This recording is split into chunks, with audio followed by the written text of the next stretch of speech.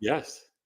Hello, everybody. Welcome to Awaken the Dream School. Today, I have my friend Eric from Big E Astrology. And you know what's just popping in my mind is a funny thing about how I met Eric, which is one day he reached out to me from my YouTube channel, and then I didn't hear from him for like 9 months. And then he comes back and he's like, "Sorry, I almost died, but I'm back." Basically. Would you like to work together on something? Eric, so thank you so much for living and for being such a wonderful friend and a perfect balance to everything in my life with your Virgo sun, Capricorn moon, and basically everything opposite to me and Yeah, proving. Scorpio rising, right? We are like kindred opposite spirits. And I think that the opposition really is so beneficial in astrology because it's like people having the same viewpoint, but from two sides of the coin, kind of like coming to things, maybe like meeting in the middle, the same answer, but from two different perspectives. And I love that because I think it makes for a great astrology podcast when we hang out and do that together. And eventually, sooner than later, we're actually going to meet in person soon. Oh, you're just down the road from me. And what I was going to say is proving to me that I do love the oppositions. Like, I love that, like, you have a different viewpoint that's directly in a resonant polarity to my viewpoint. Yeah. And I love it. Well, that's cool. And it's so funny as we're talking about this Libra full moon today, you're a Cancer moon. So, how has this Mars in Cancer been kind of like, Eric, I have nothing in Cancer, so I don't know. this Mars in Cancer has been horrific for me in my home life. Like, I, my son has I been bet like, "I hate you. I don't like you." Today he told me that I don't have a gyat. Do you know what that means? He was like, "Mom, you don't have a gyat." I'm like, "Okay. Why do you care about that? Like, why are you telling me that?" And so anyway, Mars being in Cancer, close to my moon, because my moon's at 20 degrees, I have been just like getting so much like aggression toward me, especially from my son, which has been Wow. like, I'm like, dude, I made you, right? And that's in your third house and the moon, the family you create, right? You're the mother in Right, that aspect. So that's deep. right. Well, I'll make you laugh. I haven't really shared this publicly, but it's in my ninth house of Cancer. Okay. And I'm like, how is it affecting me? Right? I haven't been traveling, using the Mars to investigate my publishing, editing, and combing through my book, which is taking forever. But I know when it's done, it's going to be great. It's the final stretches, so those details. But it does rule the ninth house in medical astrology is hips and thighs. And I had like this little, like, almost like a burn Mars, or like a skin rash, like literally like on my left hip, and it Hmm. hasn't gone away. And I'm guaranteeing you, it's gonna go away like on April 18th when Mars goes to Leo. And I'm just like, I didn't eat like any foods that are new that I'm allergic to. There was no, like, I didn't like sit on something to burn myself. I just don't know what happened. Hmm. And I put different creams on it and aloe vera. I mean, it's just, and yeah, but that's the only thing I could logically think of is Mars, Cancer, in ninth house. I mean, that stuff is very real. Like, the day Neptune went into Aries, the same time frame, I completely lost my voice, and I have my Mercury right there in the first, with of Oh, and it Aries. dissolved your communication ability. Oh my God. Yes, and I was like, this is not the opportune time for this, because I wanted to do a video about Neptune entering Aries, and I was like, excuse me." And Neptune was like, oh no, you not. Exactly. Go to bed, girl. That's what we need you to do right now. Oh my gosh. So I guess we got to really kind of introduce this Libra full moon on Yeah. April 12th, Saturday, 8:22 p.m. Eastern, 5:22 p.m. Pacific, at 23 degrees, in that like cardinal T square to Mars and Cancer, 27 degrees. Like, what are your thoughts on that? Like, that's Yeah. Yeah. So my first thought about this is that, number one, it's the first full moon post eclipses. Yes. And this full moon being at 23 degrees of Libra is still okay, two things I'm thinking about. One is that the sun is close to the degree point where we had that April 8th eclipse, and Mm. Chiron was there. That was at 19 degrees on April 8th, 2024. And now the sun Well, is did at you have the chat up to see if we're anybody's chiming oh, in? no, because I'm looking at the chart. Okay, But sorry, yeah. where would we find the chat? So I it's think on the far right corner of the screen, the last bottom thing on Restream. You click chat, and then it pops up. okay, well, on mine it says private because I don't have. So I'll be watching the chat from the YouTube and then we Oh, can, okay, that's yeah, fine. Yeah, I thought. that's what I normally do when we're here together. So I could just look down and chat people up from my phone while we're Okay, talking. all Yeah. right. So because it's the sun is close and the sun is with Chiron. So Yes, right conjunct Chiron. Yeah. right. Again, because we have the sun conjunct Chiron on that April 8th eclipse. So that's what I'm focusing in on. Like, oh, yeah, okay, what was happening during that eclipse, whether we knew about it or not, because it was a new moon solar eclipse. Some of that stuff we might not have known exactly. Did you put your YouTube on? Yeah, I think I did. Okay, because I'm getting back a little echo. Oh no, I don't think my YouTube is actually on like right now. No. Okay, that is so weird. Oh wait, let me check. Hold on, wait, sorry, Okay. because there could be a window open, and I'm not Gingy even. the Empress is commenting, "Hey, this moon conjunct my Mercury and descendant." Okay, Ooh. we're gonna talk about that. So yeah, anybody who has any questions, drop them in, and then I'm gonna be keeping check of the. I don't hear the echo anymore, by the way. Oh, you don't. Yeah, I'm gonna be keeping tabs over here. You're gonna see me looking down, but it's because I'm checking the chat. But Okay. Well, yeah, just let me know what the people are saying. But you know what I want to also mention that I think is really fascinating. And hi, Gigi. Yeah, I was telling people on my lunch with live on IG, my new adventure every day, which has actually been kind of fun, that I would be here with you, which is always an honor and a pleasure. But also, this is the first full moon of the new year. it's the first full moon of the new year, Yeah. and it's touching in with some of that issues from the last year's eclipse. That's something that I'm kind of keeping my mind on. Like, okay, this full moon, although we're going to get into the specifics of like it's Libra and Libra means this and all of that. Like, the first top layer is like, oh, first full moon of the year, first full moon after eclipses. The sun is right back with Chiron again, like it was during the April 8th great eclipse.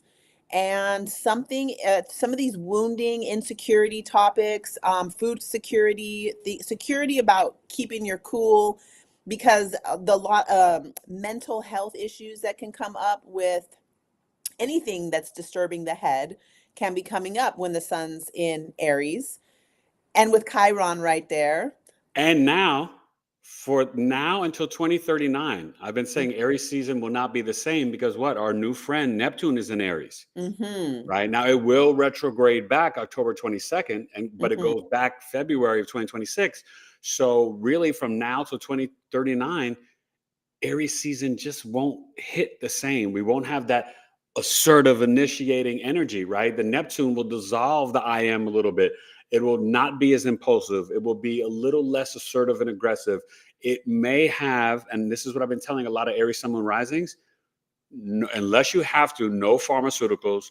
I would stay away from the drugs and alcohol and watch for, um, you know, just mental clarity. It may make you more creative. Aries may want to be, more in their imagination as the pioneering maverick and get into even film and photography, poetry, all that stuff could really be good for Aries at this time. But I would, if I was an Aries Sun Moon rising, I would especially, let's say, from 0 to 7 degrees, but just in general, right now, I would stay away from pharmaceuticals, drugs, alcohol. For those that partake just a little bit, that to me is, I wouldn't say like you don't have, like that's not going to be bad, but you don't want to get into any heavy escapism. Aries, don't. No, no, no, no. And the ruler of the moon, right? Venus later this night on the 12th, it goes direct, Hmm. I just exalted in went, Pisces. my brain just went completely. I don't know if you saw that, but I was like, oh God, Neptune and Aries. It just hit all of a sudden with like everything that you mentioned Yeah, about the you got to really think about that, escapism right? and the smoking and taking. I was like, oh yeah, that makes a lot of sense. It's And big. yeah, I want to think about that a little bit more. I hadn't thought about that because all I've been thinking about Well, that's why is your Virgo friend is here. thank you.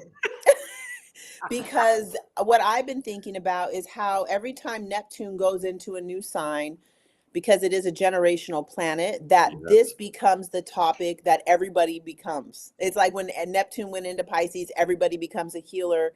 The healing arts became the top number one cool thing. Everybody's taking a Reiki course and becoming a Reiki master and all that.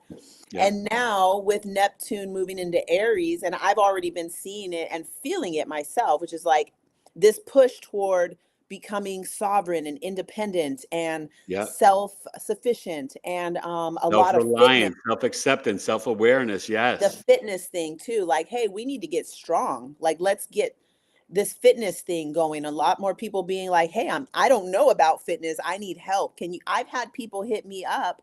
I'm not like a fitness expert, but hitting me up like, hey, I can you give me some resources for how can I get strong as a woman in at this age range, you know? Well, you know what I recommend, and this is best, especially for women 40 over, squats every day. You don't have to do heavy weights, but doing it every day is just really going to solidify the foundation. And no more cold water. That's bad for the hormones, right? For the estrogen, progesterone, and testosterone.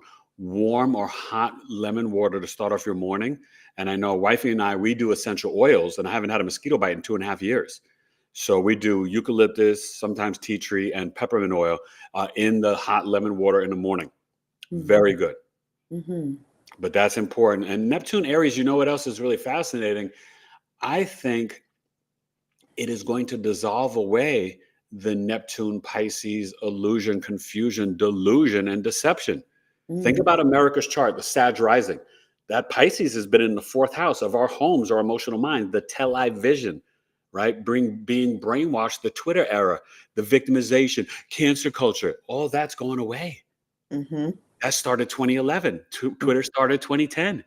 So you'll see the Neptune Aries will kind of like bring like some of the veils that we've had, they'll get lifted. And then we'll be like, oh, and then when you talked about the health, it makes sense because at the same time, Pluto in Aquarius for 20 years, North Node in Pisces, South Node in Virgo, the health access till July 2026. So yes, health is on the docket big time. Yeah, definitely. Because the South Node eclipses that are happening, clearing out anything that's keeping us from the purest form of Virgo in our lives. So, yeah, I'm definitely keeping an eye on that, on the health aspect. Yeah, that's been a big, huge thing just because it's like everybody's finding out. And if they already kind of had a clue, it's like now becoming more well known with that person who I don't remember his name, but he wrote some message on a bullet and did away with a person who was in charge of a big health insurance company. Do you know what I'm talking about? Man, Mangione. Yeah, that Yeah. thing kind of got everybody to be like, oh, wait a minute, like, oh, made it more real, you know? Well, yeah, and you know what's fascinating? I think that this is what I've been saying to everybody, right? We have to become the president and leaders of our own lives. We can no longer rely on the structures and systems. That's political, that's financial, that's medical, that's entertainment, right? You're seeing where people are developing new platforms, new ways of launching their art, their poetry, their music, right? Independent films, acting. This stuff is going to be literally Neptune Aries is what? That's independent films, right? Hmm. Not relying on studios, not letting the AI take over everything we create, and that's a big battle that's going on with this Pluto Aquarius, and it will intensify when Uranus gets to Gemini in the 7-7 portal, where too much technology can become a detriment to our existence and Mm. how we earn money. The Hmm. same thing that can be a benefit and a blessing can also eliminate so many jobs at the same time. Right.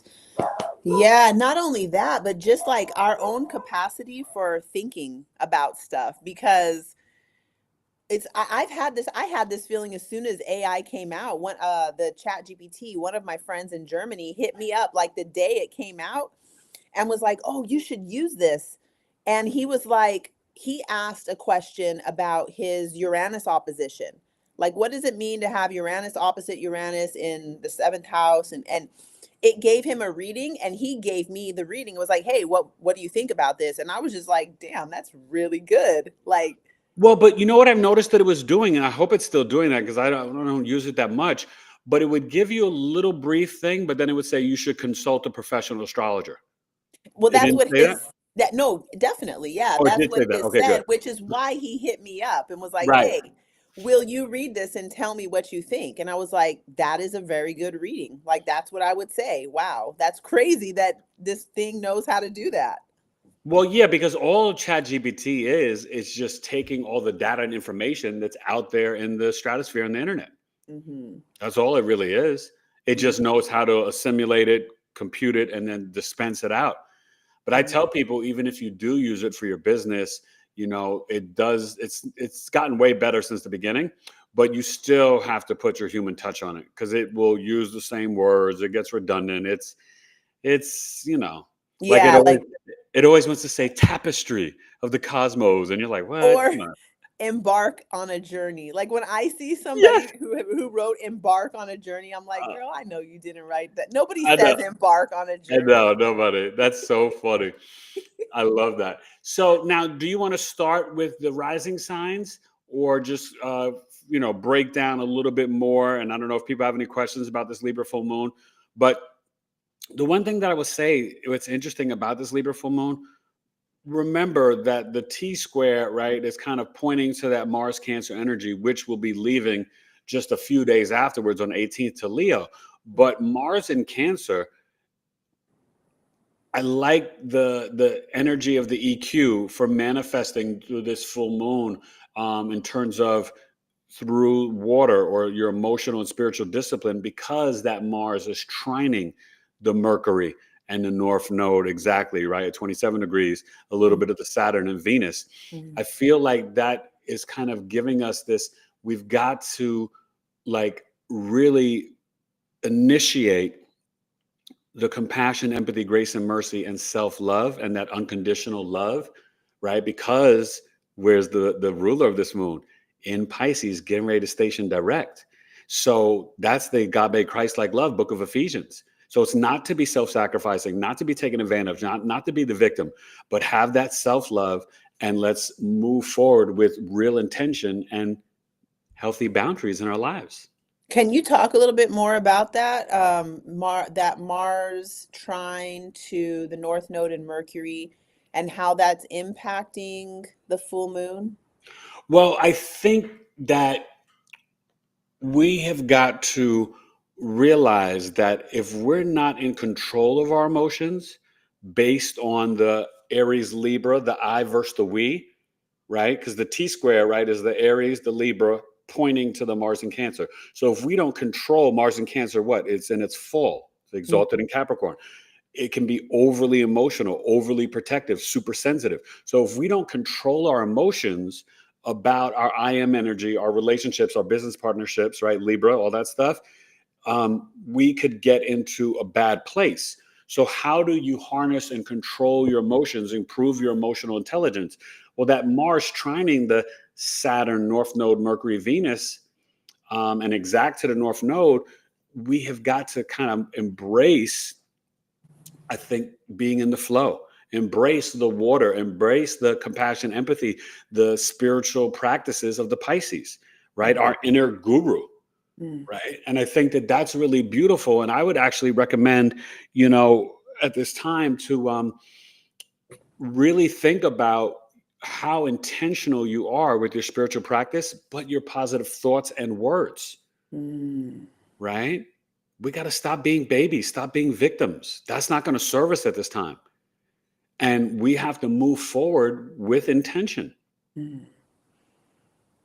And we have the support. Mars trine North Node, trine Mercury, that's a lot of support.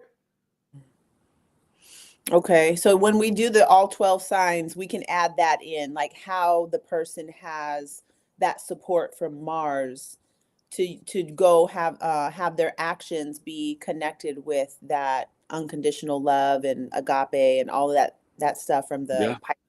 Do you want to start with Aries or Libra, or where do you want to Yeah, start with? let's start. Okay, so Mercury just went direct, and like Yes. you said in the Thank beginning, God, right? I love a Mercury retrograde, like good I thing. Yeah. I used to. I Mm, used to. It hmm didn't affect me until about a year and a half ago because my Mercury is retrograde in Virgo on my natal chart. But mm, Anjani, something happened. I mm. don't know. Mercury retrograde started kicking my butt. And I'm like, yo, what's the deal, Mercury? I thought we had a relationship together. Yeah. But go ahead. What were you saying that you love it? Tell me Oh, I why. like it. Yeah, I Why do you like love it? it. I like it because it gives me a chance to catch up with things Mm, that I like. What I always do when Mercury goes retrograde, I'll look back to the last time Mercury was retrograde in that particular sign. okay. And then I'll go back and look at what projects I was doing at that time, see if there's anything lingering that I could pick up again and bring it back in, finish up on little things. Like I have 3 different journals that I keep. So I'll like go back through the Good. journals and I catch like up that. with, what did I say about this and check my dream journals and, just get current on I need stuff. to start being more disciplined with that. I teach it to all my clients, but you know what happened, and I'm gonna just be dead honest with you. And I could use some sisterly advice because I had really bad wrist surgery. I used to be an amazing writer, and I still am a talented writer, but I just type now, and I'm right-handed, so I had right wrist surgery, and so computers are already out, and I kind of stopped the writing because my handwriting was getting so sloppy. It was hard for me to read it back. Like I write like I'm a doctor or a real big time famous celebrity. Like you can't read my chicken scratch. So I but I guess I could type in journals every day, but I Mm-hmm. need to do that where I'm logging my thoughts. Mm-hmm. I feel like they're all logged on all my videos, but I need to really do it personally for Eric, not Eric Biggie Astrology, just for Eric Taylor. So, do you think I should do that more because of the fact that it's hard to read my writing and it's hard for me to write? Should I do typing in a computer or should I do just the voice memo? I'm thinking voice memos. I had a friend who was a Virgo. Oh my God, you would have loved this guy. He was crazy.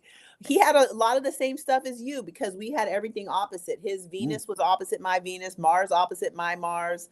Everything was opposite, and we were so homies. Like we were so, and what he would do, because when we're together, that resonant polarity brings something else out that we're both like, so he would just get on the voice recorder and just start speaking like stream of consciousness what was coming up, and then he could go back and listen to him later.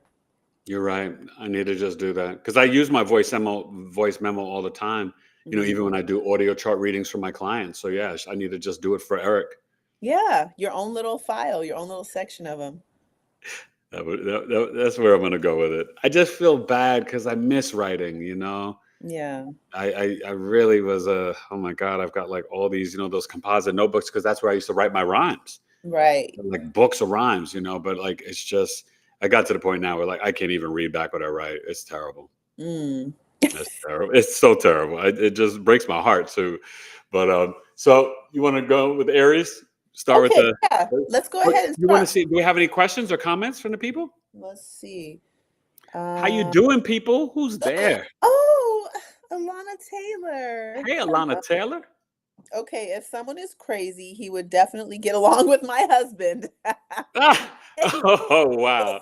You know what? I was thinking about her today because you last night you were like, I know you didn't want to say it. You weren't like, "Hey, come on, get that Canva photo ready and get this link." And you didn't do that, but you asked me multiple times like, "Hey, so you got the link ready yet?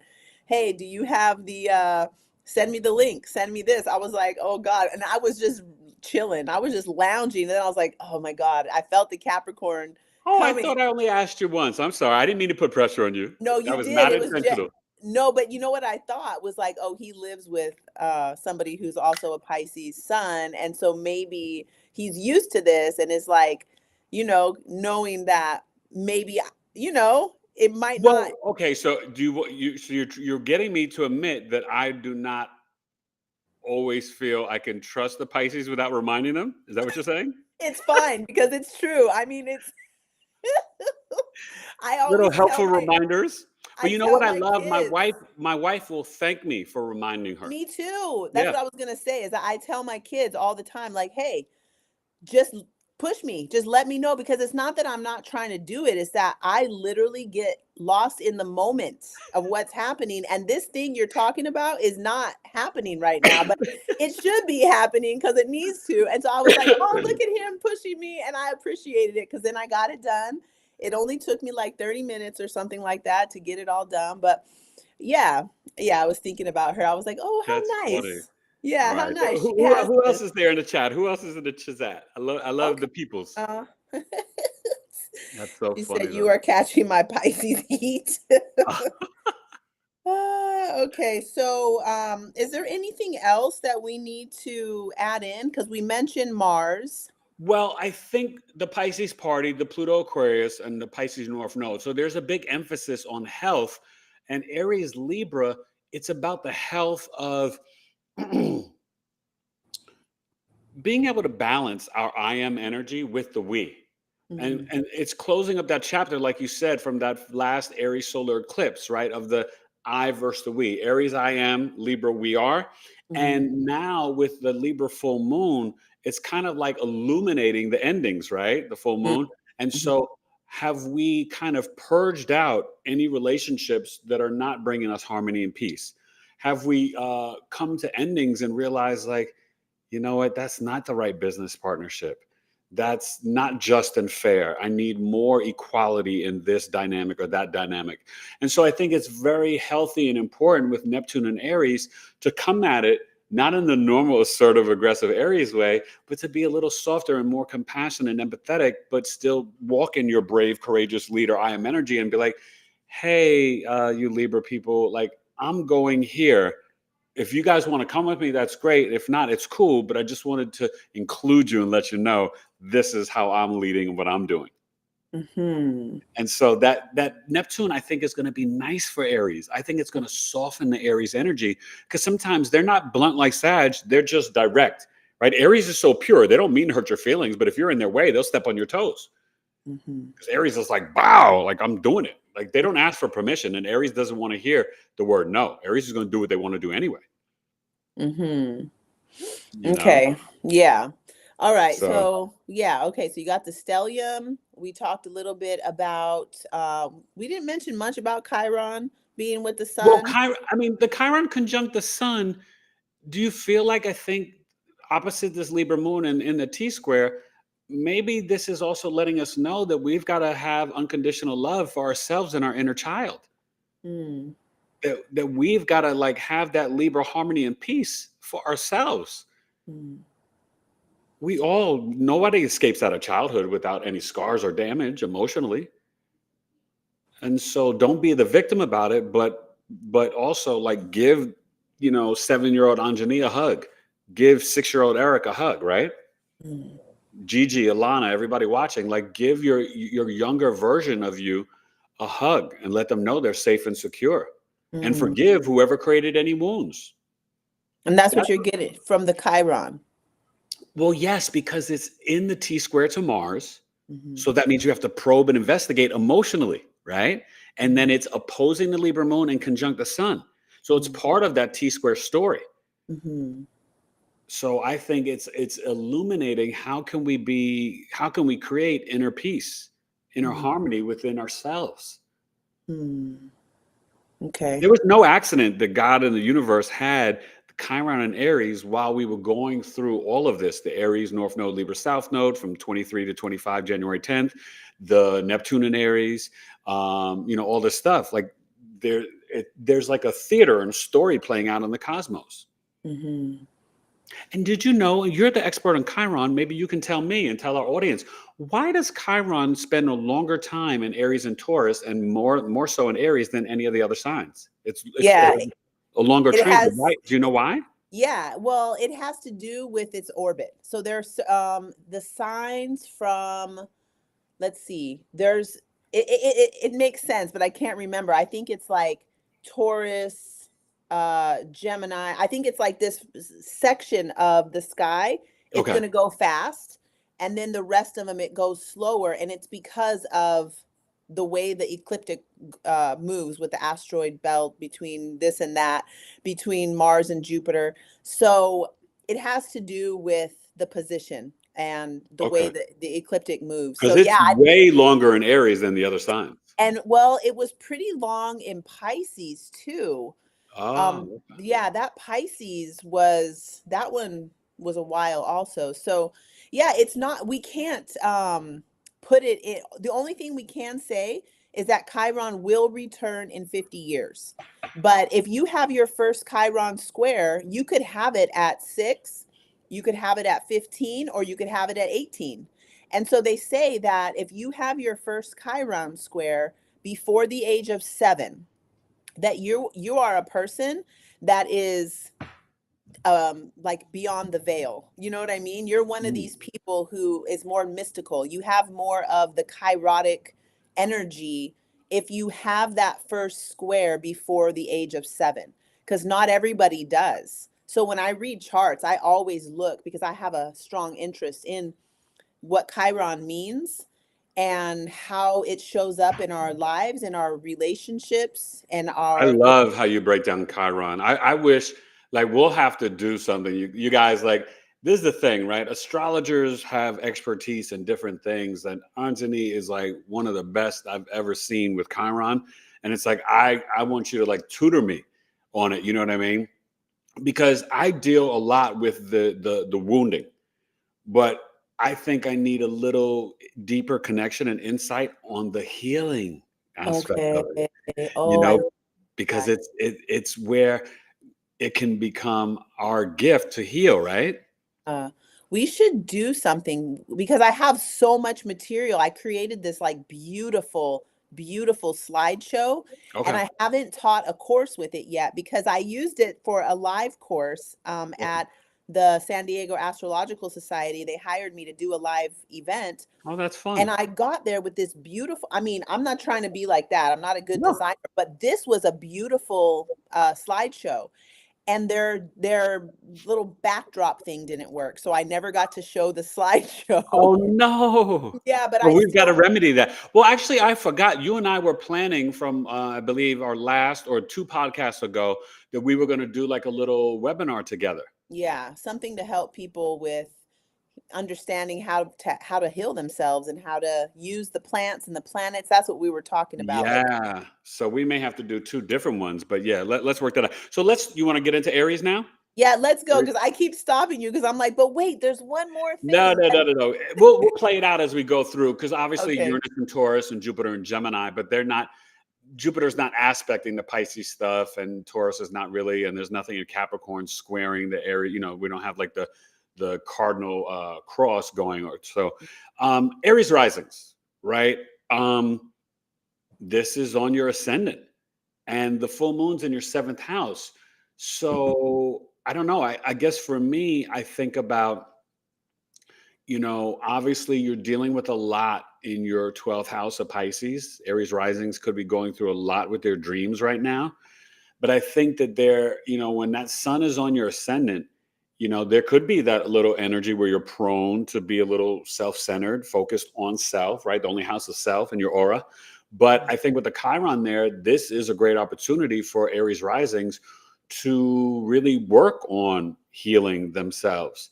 It's okay, permission to be self-centered, but that full moon being in the seventh house of Libra, and then the square in the T square and Mars, there's something about you and your partner, especially if you are married or in relationship, that you've got to come together to handle business in the home and in the emotional mind, Mhm. right? So I think that's a main thing for Aries risings, because Mars is property and land. So if you're an Aries rising, maybe you're purchasing a new property and maybe you're forming a new business partnership Mhm. or ending one, Mhm. right? Or Mhm. ending one. Maybe you're ending this relationship, marriage, or partnership. So then you may have to literally Mars Cancer move into a new home. Wow, because this is the final, like we just went through the North and the South node being on the Aries Libra axis. So Hmm. part of this whole thing with this being the first full moon after eclipses, it Yeah. is still kind of like, okay, we are all the way done with what we were doing with the North node in Aries and the South node in Libra. So there does have like a fruit, like harvesting the fruit of that eclipse cycle that we went through, right? Yeah. Okay, gosh, that's heavy. It could be deep for Aries risings. It could be. Or Mars Cancer in the fourth house. Maybe you're initiating with your partner or just in general new spiritual practices in the home. Maybe Mhm. you've gotten a water feature or a sound bowl, and maybe you're starting to do crystals and Epsom salt baths or Celtic sea salt baths 2, 3 times a week. You're integrating new things to calm your emotional mind. Um, you know, I hate to sidetrack, but I want to ask you this: like with the Cancer Moon, people always say, and I had someone today on the chat say, I have a Cancer Moon, it's super sensitive. And I said, hey, but don't think of that as a bad thing. People use sensitivity or sensitive as a bad word. And to me, and I want you to speak on this because you're the expert, having a Cancer Moon, Aquarius is I know and Cancer is I feel, but I feel with the Cancer Moon and Cancer Sun sign, because you feel, understand that that means trust and believe your intuition and your feelings, right? Well, in the Sufi poetry, they I love it. You get so deep. In the Confucius says,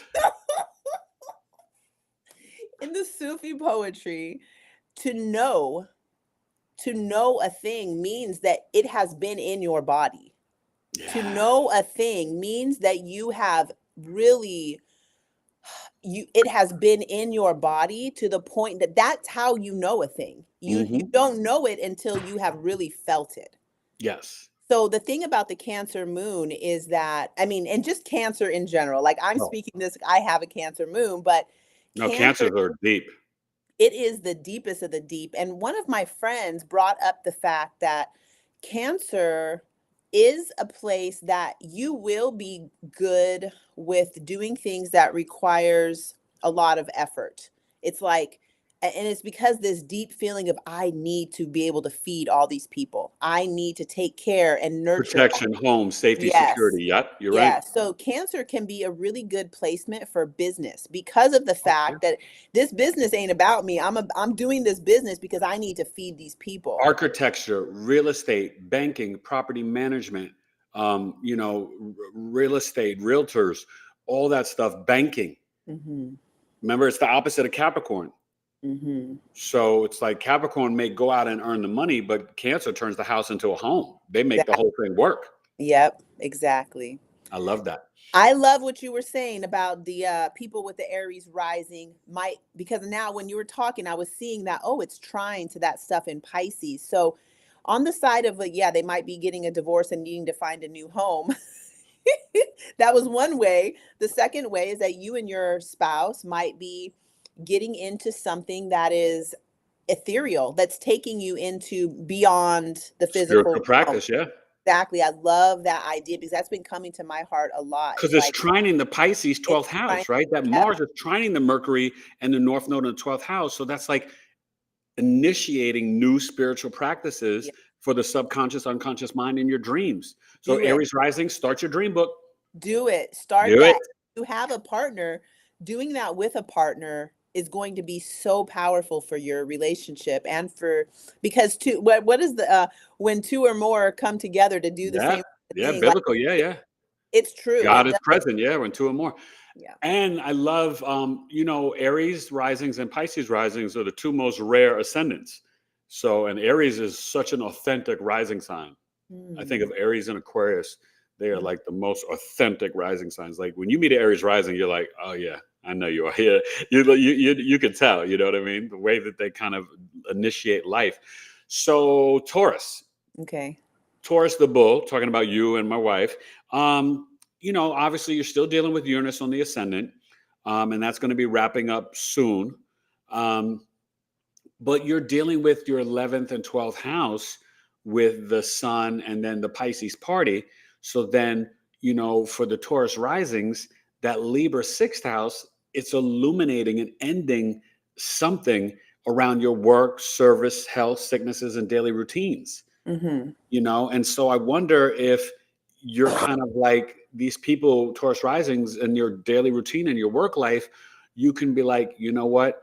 I'm not finding harmony and peace here anymore. So I need to make an adjustment, or I'm going to readjust and make sure that I'm getting enough justice, fairness, harmony, and peace. You know what I mean? It could be, a mixture of that story. But with that 11th house and that Pisces party, this is where I think Taurus risings, you guys may need to rely on the internet and your groups over the internet, like your Telegram, right? Or someone's social media, YouTube, right? I think it's social media more third house, 11th house, like the full internet. I break it down long form. The 11th house is like YouTube, Facebook, the entire internet. And the third house, TikTok, X, Snapchat, IG. That's kind Mm-hmm. of like how I do it in my mind. Mm-hmm. And it tends to work that way when I work with people. So, for Taurus risings, um, there's something about your workout, your schedule that could be out of balance. And then you need to kind of like close that chapter from the Libra South Node and finish cleaning up, what it is that you've got to be doing in your daily routine so that you feel more at peace. You know what? This is my rising sign. Yeah. When we were going through these eclipses with the South Node in the sixth house of Libra, I got so rigid about my routine. I did this program called The Discipline of Self-Love. And it Mm. was like, turn the lights off at 7 and wear your little blue blocking glasses. And it was like, bam, bam, bam, bam, go to bed by 9:30. It was like strict, That's rigid. pretty cool though. It was really cool and it was really great for my health. But what I'm finding now is like, I think I'm done with that, the rigidity of it. Yes, yeah. And so this is very, I wonder if there's other people with the Taurus rising who are like, we like went hard on the sixth house, getting our routine and daily schedule locked in. And now it's kind of like, okay, let me take what I got from that and now place it in a way that is more pleasurable, like Taurus, and more, there's more free flow to it. So like, oh, I'm staying up later tonight, but that's okay. Like, it's not the end of the world. Exactly. And then, I think for Taurus risings, having that Jupiter until June 8th in the second house, it still can be a lot about expanding your consciousness, your information, right? The second house speech and how you earn money. And I think, and values and self-worth, I think with Jupiter Gemini there could be a lot of, Taurus rising still need to kind of share their wisdom, beliefs, and philosophies and philosophize a little bit more, like teach a little bit more. All the data and information that you get, like you need to speak it and share it with the collective, right? Well, and then that goes into all the things happening in the 11th house with Pisces and the North Node and the Mercury and Venus and Saturn together. Because another thing that's been coming to me, like I mentioned, people are hitting me up like, hey, can you help me with my health? Can you Yeah. help me with this? Because I showed this little, like, it's like yoga with a little bit of weight training. It's a little workout that I do. And I showed a little video clip of it. And I had Mm, like 5 of my friends hit me up and was like, hey, show me what you like. I want to take a class like that. It's something that that's I great. do. Yeah. So then that goes into that 11th house where it's like now for Taurus rising, there is something that needs the community involvement. That Yes. And with the Venus, Saturn, Mercury, North Node, it's like healthy boundaries, but being emotionally and spiritually disciplined, right? Mhm, Tapping into those Venus relationships with your friends, right? mhm. Especially like your girlfriends, maybe reaching out like, girl, I need to get my quads going, or I need to do this and that. What do you do? And then, like, so yeah. And Mercury direct. Yeah, I think it's beautiful for Taurus risings. I think, kind of focusing on your so I don't know if I've ever asked you this because I always joke about it with my wife, but being the Taurus rising, do you fall asleep rather quickly with that Aries So 12th fast. house? I just lay my head down and I'm out. The 12th house, whatever sign you guys have there, everybody watching on the live, really pay attention to that because that speaks to the 12th house is your bedroom. It speaks to your dreams and your sleep style, right? You having the Aries, my wife will be like, when she's ready to go to bed, it's like all lights off, all sound, like she's like a bully, she's a sleep bully.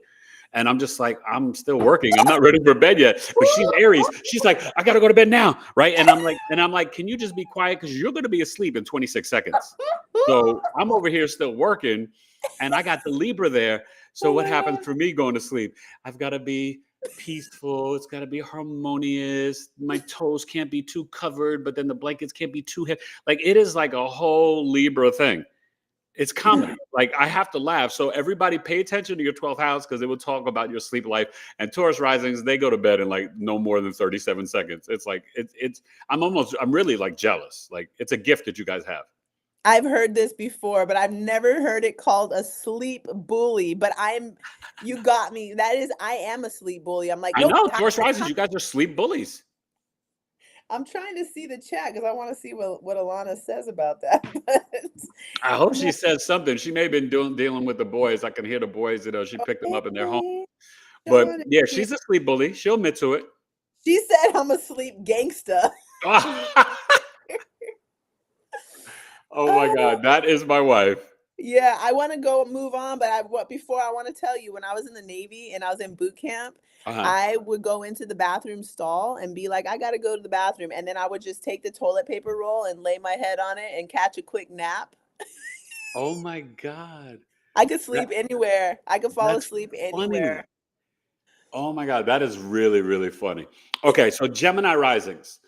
Jupiter on the ascendant. You're dealing with the Aries sun and Chiron in your 11th house. So the Libra full moon is in your fifth.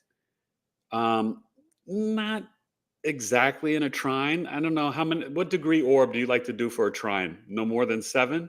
No more than 7. Yeah. And it depends on which planets it is, too. Like if it's Because a quick moving this planet, is like what 23 and 7. It's 6 degrees. I guess the Jupiter, it's in a loose trine to the Libra full moon. Mhm. I would probably like it to be a little bit closer, but when you're Yeah. going first to the 5th house, I guess you could kind of say it's in that trine. Yeah.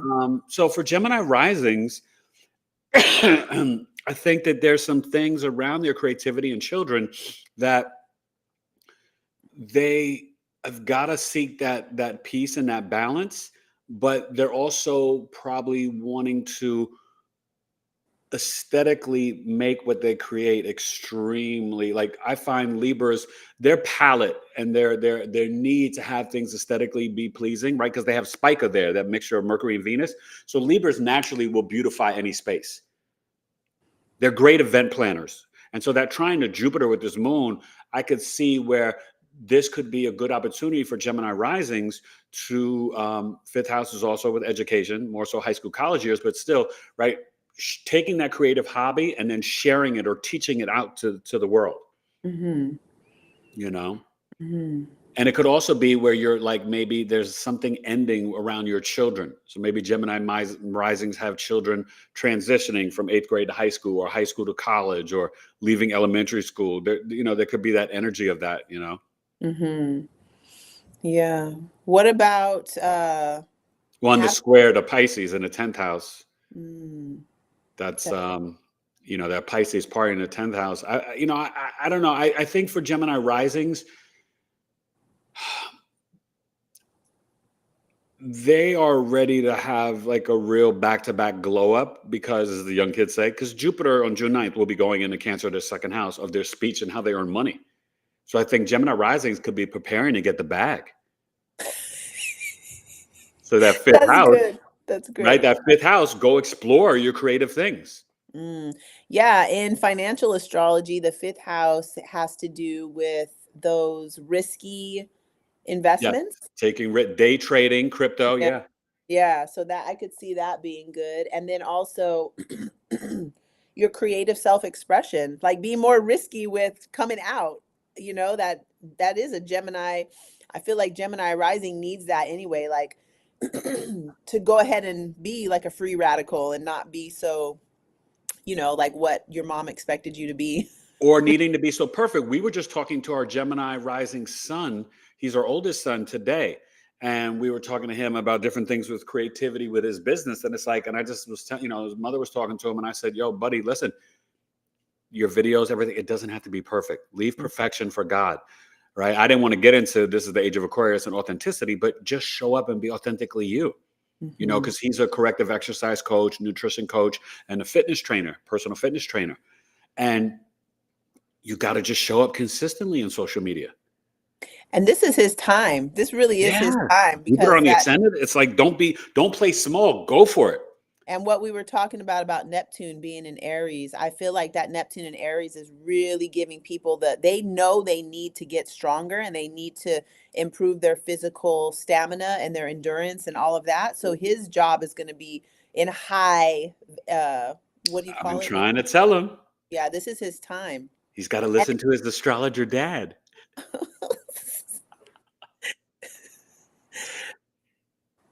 so Dad, yeah, we never get the credit. so that fifth house is being illuminated right now. Yeah. Yeah, and one thing that I think about too, if you're a Gemini rising and you're single, there could be, or dating, it could be an ending of a relationship because it wasn't bringing you harmony and peace, Mm. right? He has like a new girlfriend who was acting all jealous or something the other day.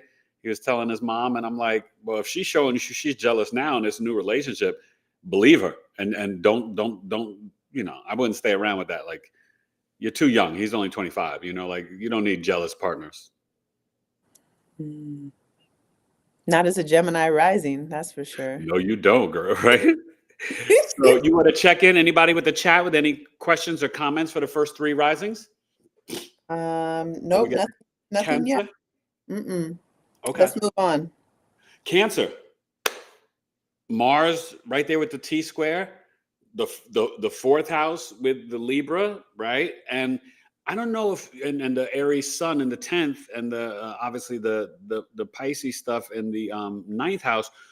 Um, Definitely Cancer risings. It's a good time for going on a vacation or publishing a book. Mm, And I think they need to get ready for, um, their big glow up with Jupiter coming on the ascendant. But mm, for them, that fourth house, I don't know if you feel this way, but I've seen the patterns, and it's like kind of like a known thing. But Cancer risings, the fourth house being a childhood home, bless you, childhood home, adult home, retirement home. Cancer risings always feel things are out of balance growing up in their home. They could be the scapegoat. They have to be the one to separate the parents from arguing. They could, be the one sibling that the parents always point their finger at or pick on. Like, there's always something with that Libra in the fourth house. And so I think if you've got the full moon there, this may be closing that chapter of things feeling out of whack, harmony and peace and balance in the home. And it may be opportunity for Cancer risings to forgive or heal something with mom too. wow, right.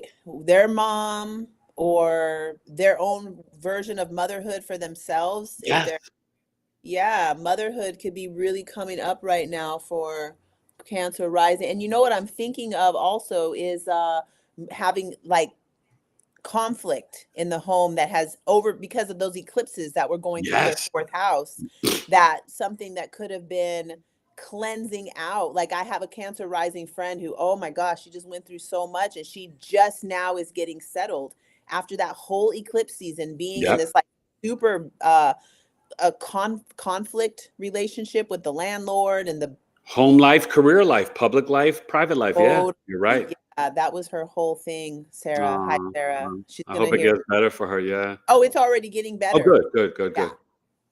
good. And then I think with their Aquarius eighth house, Pluto, Cancer risings are going to be like, can I take an astrology class? Can I learn about gematria, numerology? Can I learn about tarot and human design? Mm-hmm. She's Cancer so risings, big time. yeah. Oh, this is gonna be their time to start really learning that stuff, right? Yeah. Uh-huh. And to really also get into the crystals, the herbs, ayahuasca, sea moss, silogite, spirulina, burdock root, ashwagandha. Big time for Cancer risings. Yeah. The herbalism and the crystals, yeah. All right. So Leo risings are so dynamic. My father was a Leo rising, and I get a lot of Libra rising clients. I seem to get a lot of Leo, Sag, Cancer and Capricorn. I noticed that. The least amount of rising signs that I get are Aquarius. When I get a Aquarius rising client, I just light up. I'm like, oh, it's good to meet you. You know, they're like rare birds for me. But and I get a lot of Virgo Pisces too. But you know, with the Leo, you got to get ready because just in 6 days afterwards, Mars will be on your ascendant, which is where it was that morning of election day for Trump. All right. That's what happened. And then remember, the Mars opposite Pluto is when we had all the explosions at the start of the new year at Trump Tower and down in Louisiana. So, I've been letting people know from April 18th to the 25th, you got to be very mindful and careful. Can be extremely explosive, volatile, powerful energies. And for Leo risings, it could be around you and the business partner or the marriage partner too. Mars opposite Pluto is not a joke. Right. So we didn't bring this in, but this is it's Well, different. it's going to be more relevant because they're Leo risings. It's just only 6 days later after this full moon. Right. And But it is close right now. Like we're already kind of in at the 27 degrees, yeah, on the 12th, yeah.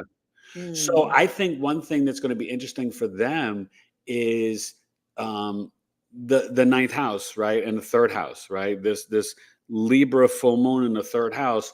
What's ending with your cousins, your social media, your maybe this is where you're feeling like, you know what, I've got to change my branding and marketing on social media, right?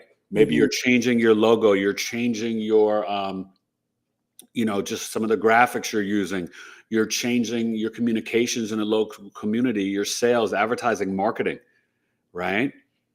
Because to me, when I look at the third house, I would tell somebody like, if you got Libra there, then you need to show up and being, very colorful, maybe more pastels, but more like talking about relationships, focusing on the other half in the local community, but making sure that you're having the peace and the harmony and the things are kind of balanced. Don't have that younger sibling always, be like, oh, can I borrow $20? Didn't I give you like 300 last month? Like, what are we talking about here? You never pay me back. Like, make sure things are just and fair. Leo risings. And the Pisces 8th house, Leo and Cancer risings, they are all into the esoteric occult knowledge right now. I mean, think about that, right? That's really big. When you've got Venus about to go direct, Mercury, and I wonder if this could be maybe having more of a spiritual union with your marriage partner, right? The other half. Do you know a lot of Leo risings? No, thank God. I'm just kidding. I'm just kidding. Oh my goodness. I'm just kidding. No, I know. Because I knew one, and I'm like, thank God I don't. I mean, it's my son's dad who I'm thinking about. He's a Leo rising, and so I'm just listening. I don't know if you noticed, but I'm like, no. You're. I know. I can see the data going. So, can I ask you a question? Because I have experienced this. Because I do have some relative. So do you find Leo risings? They can be big kids, and they may really like kids, but they can be very self-centered and selfish, especially on the lower vibration of the Leo energy. Like, out of all the signs, what if you had to really guess, and this could be sun, moon, or rising, but I would say when you get to the lower vibration, the Leo Aquarius axis on their lower vibrations, it is lower than anybody else's. Well, what I often will find myself saying in astrology readings for people when they have Leo rising is that to learn to truly love, you have to really know the opposite of that. Yes. And so this is when you're saying like the low vibe, that is part of what it is to learn Christ-like love, is to know the opposite of that. And so it's like it goes from loathing to loving. And they're on this like spectrum as they're learning to become the greatest expression of like moving into their rising into mastery as a Leo, that they will have to experience the opposite of that. So they can be the people who are most self-harming, self-critical, and then that they will do what they're feeling on the inside to other people on the outside. So if they're saying things to you that are horrible, to me, what I'll just be like, wow, that must be hard living with that happening in your mind, because I could never have even thought of something so horrible to say. You know what I mean? But know Well, that that's part of like learning to be have Christ-like love, is to know the opposite. I'm like, I see where the trajectory is, and it's beautiful, but like, wow. you're right. And I think the best version of the Leo is when they're sharing the spotlight and being extremely generous. Hmm. A Right. generous Leo is like, oh, that love is engulfing. Totally. Yeah. It's You know what magnificent. I mean? They're Like, about their friends, their partners. They're about like, and like that's the other half, right? The Aquarius, about their friends in the groups. Like hmm. Leos can like, be the ringleader of a group where everybody's having a good time. Hmm. So that's really good with that. So I think that there'll be some things coming to an end in their local community with their reading, writing, communications, their social media, younger siblings, even their neighbors. Hmm. Maybe you stop warring with your neighbor, Leo rising, Hmm. you know? Or moving. I find that sometimes Leo, yeah, that there's Yeah. a move The third house is about movement. Yeah. to a new neighborhood. So once you were living in this other part of town, and now you've had to move to this other part of town for Leo Yeah. rising. No, definitely. So Virgo, the virgin, the lyrical surgeon, Virgo, Virgo risings. Yeah. I got one of those. My Gemini is a Virgo rising. Having the South Node on the ascendant, this is really a time where they need to really focus and integrate proper eating and health practices, Mm, or else they can, experience, jacked up digestion.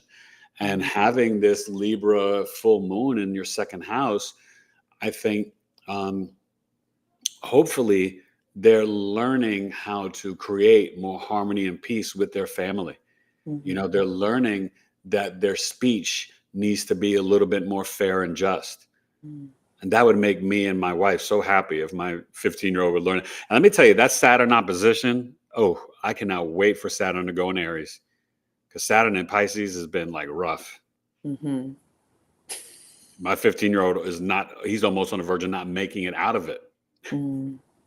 But this is for all parents out there. Just know when your kids are between like that, like 14 to like 16, that 2.5 years of the Saturn opposition, it's not for joke. This is when you want to make sure they have good friends, so they're around their friends' parents, and they Mm. have like sports coaches or musical coaches. Like they're around adults that can drop some insights on them, because they will not listen to mom and dad at all. Right. It's just the way the world works. Saturn oppositions don't play. Yeah. you know so do you think Virgo risings, when you think about the Pisces stuff in the seventh house, but there's Aries north no Aries sun in the eighth house, um I don't know, what do you think that could be with the sun and Chiron in eighth house for the Virgo risings?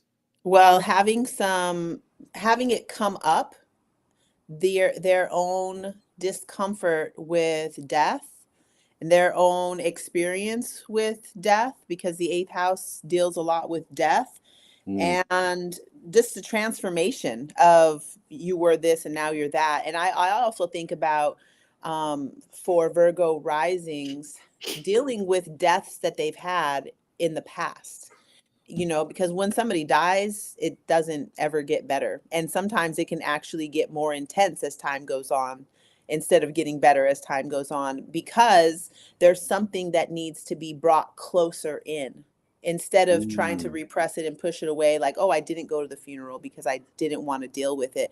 That it yeah. can be a thing where, there's something in that for you. And Chiron will always make sure that whatever has been pushed to the side will be brought back into the center, and at all costs. So it Mm, can show up as, you're in line at the checkout getting some food and something happens and you just burst out into tears because that's how Chiron works. And so Chiron being with the sun in the eighth house can really bring that deep emotional movement of things that are beyond you because the eighth house also has to do with our ancestral inheritance. So, when Hmm. you say your inheritance, we think about property, land. She gave me a gold necklace, something Money. like that. But she also gave you the genetic memory of what it means to be how do they call this?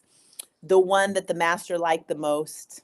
That's a thing in my genetic history when they say the Creole is like the master's favorite or what, you know what I mean? There's like Yeah. that kind of inheritance too, that we have a memory of it and we don't necessarily know what that's about and why it shows up in weird ways. So with Chiron being in the eighth house with the sun, some of those ancestral inheritances can come back and it can be a big check that it can be a big check, and it can also be a different kind of check where it's like check yourself. That's interesting. So, do you know, because this is something that it's more of a Vedic principle and I use it and it really works. Mm, And explain a lot of my past. So, whatever sign is in eighth house, right? I've got Gemini, right? You've got Sag. For me, Gemini, Sun, Moon, Rising. For you, Sag, Sun, Moon, Rising will be physically or sexually attracted to you. mm. Did you know that? I did not know that, but I wish that wasn't the case because I don't really like that sign for me.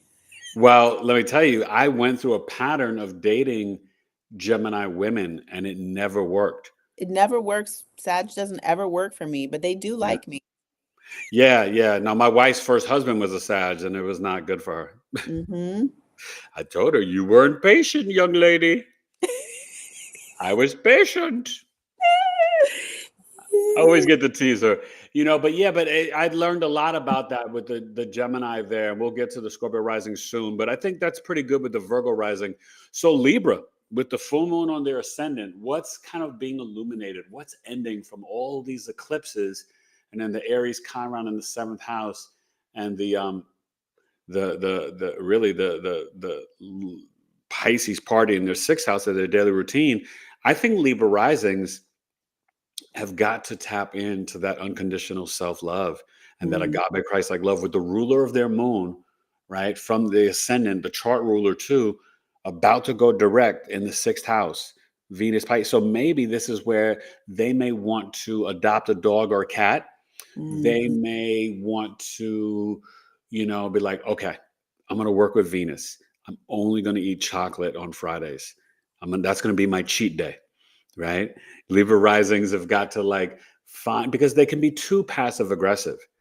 And so I find Libra risings, I've noticed more than any other ascendant, have got to focus on that self love because they get pulled in by the descendant, right? The opposite, the Aries. But I find for Libra risings, that Aries, Sun, Moon, rising energy for them, it's always toxic for them.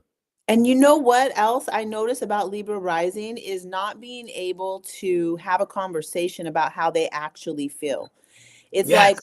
"Oh, I need to just process this on my own," and they'll come up with something, but then it's like, "Well, what's so hard about bringing it up to the right person who you need to have the conversation with instead of, talking about it to somebody who isn't the person that you need to talk to?" Does that make sense? That's very deep. And I think I know why that is. Why? Second house of speech is Scorpio.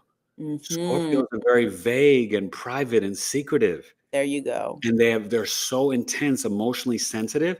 The Mm, Scorpios, they don't want to say too much because they don't want you figuring them out, judging them, or putting them in the box. mm, Now, my terms of endearment in astrology, Gemini's the verbal slut, and Scorpio's the emotional punk. mm. And I don't mean it in a bad way, but I know as a Virgo, right? We share the same glyph, and Libra came in to separate us. Virgos, we know how to talk to Scorpios. You've got to make Scorpios, Sun Moon Rising, feel like you're trustworthy, that they're safe. Then they can open up. Scorpios will not reveal a daggone thing unless they know that, like Bonnie or Clyde, like they know that, like, you know what? Like, if I share this with you, you take this to your grave. So people with Libra rising have Scorpio in their second house. So Yep. that's why they'll be more reluctant to have those deep conversations with the right person that they need to have the conversation with, instead of vaguely talking about, uh suppose this thing happened and I might feel like this, but not really getting to the point. And so you're saying that it's because they have Scorpio in the second house.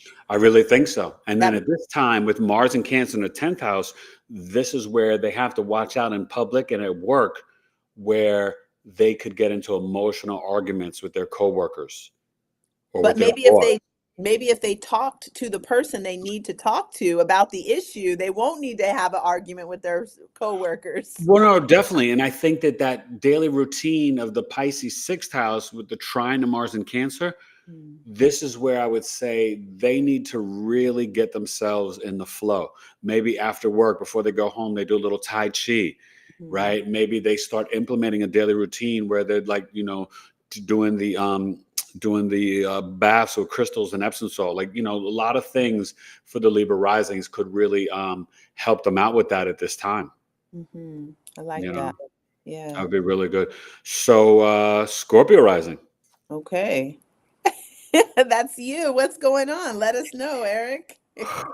Um, the full moon is in the 12th house, hmm 23 degrees.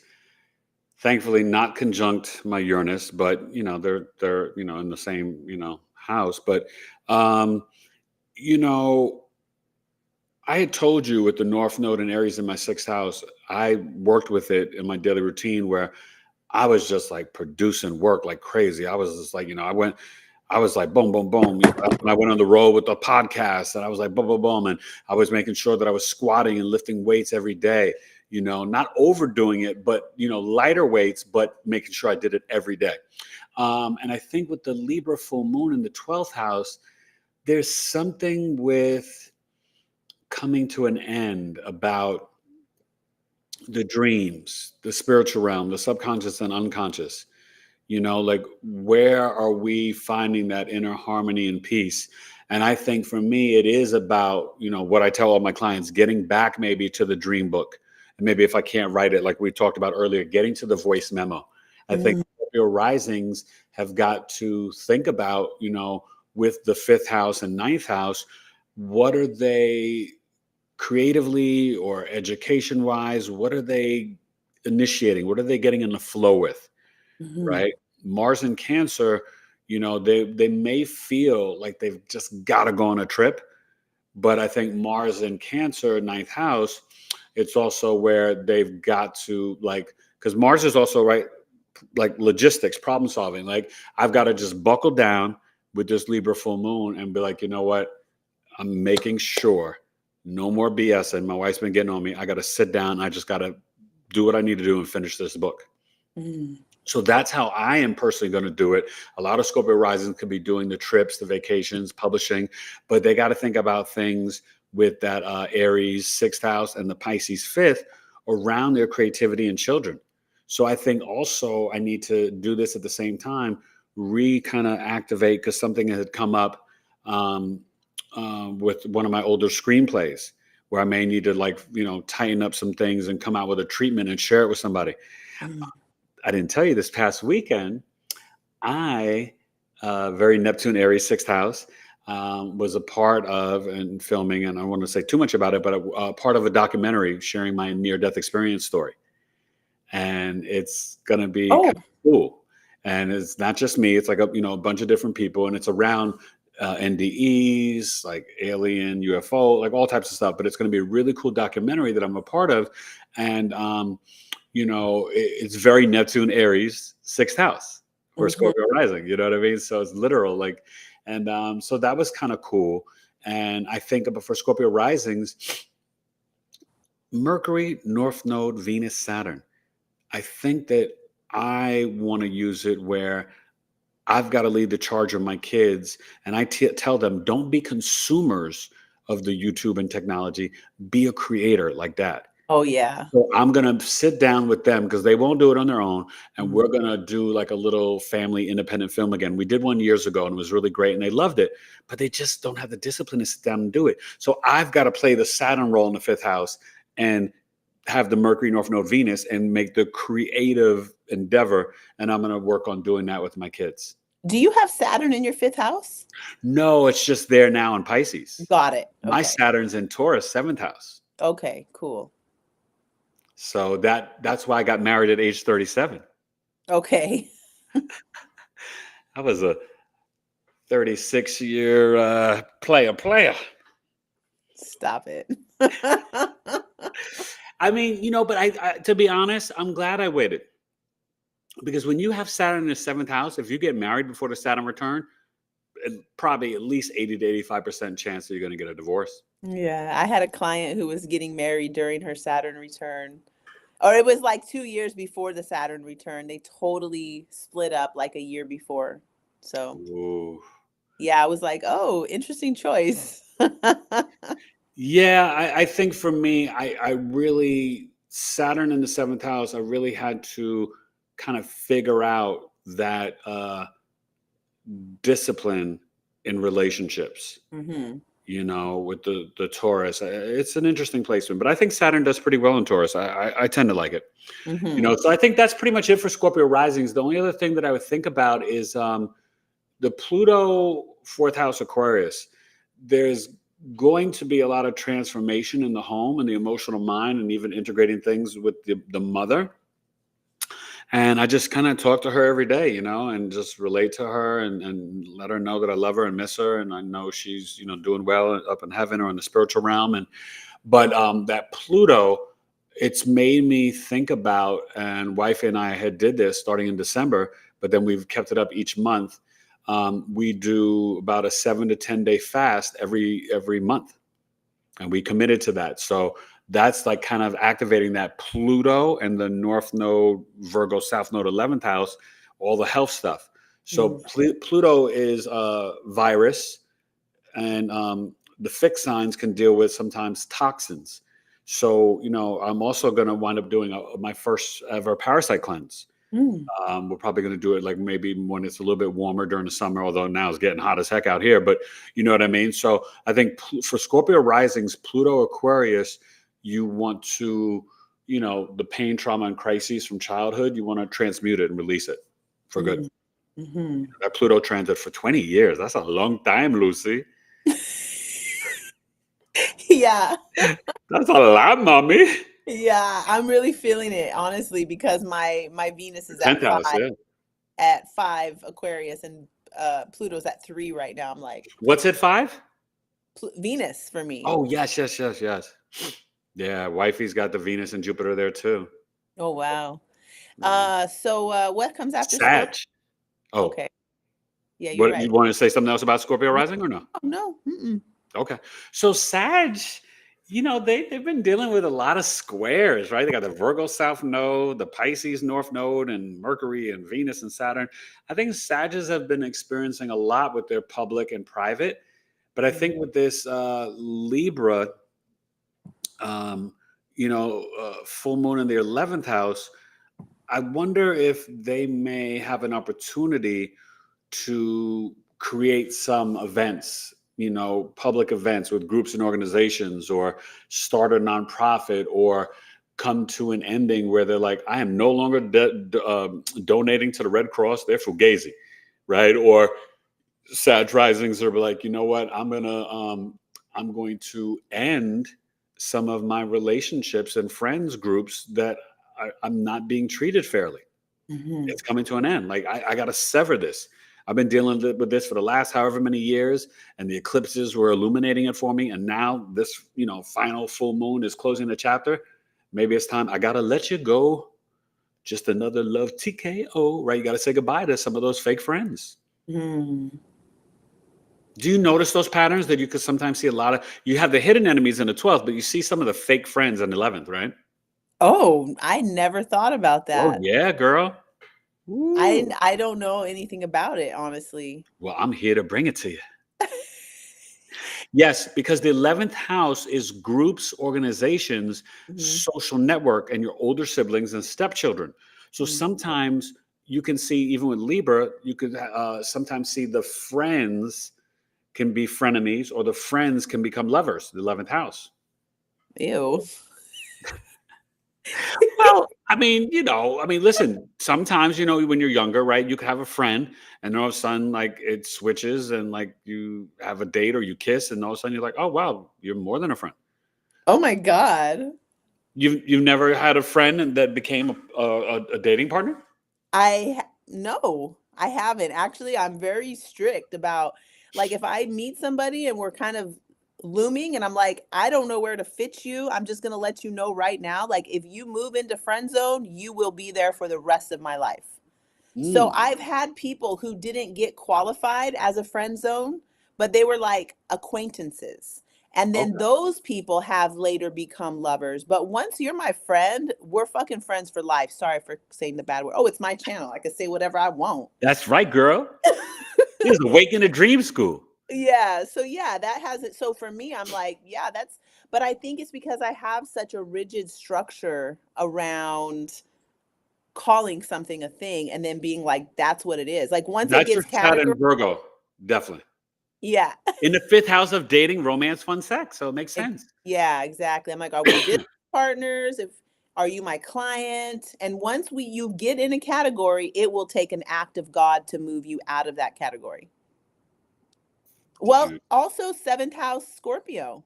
I think that's maybe part of that too. So I'd be interested. You could ask your wife later how she is with the descriptions needing to be, you know, defined? yeah. Well, I know with my wife, and we joke about this, but like, she's like, once she breaks up with somebody, like, she don't even remember their names. They're I like dead. don't either. They're It's a like dead light to her. switch. It went off, and I'm like, you're goodbye Yeah. forever. And I think, honestly, I think that's not a Taurus rising thing. I think that's a Pisces thing. Oh, I really do.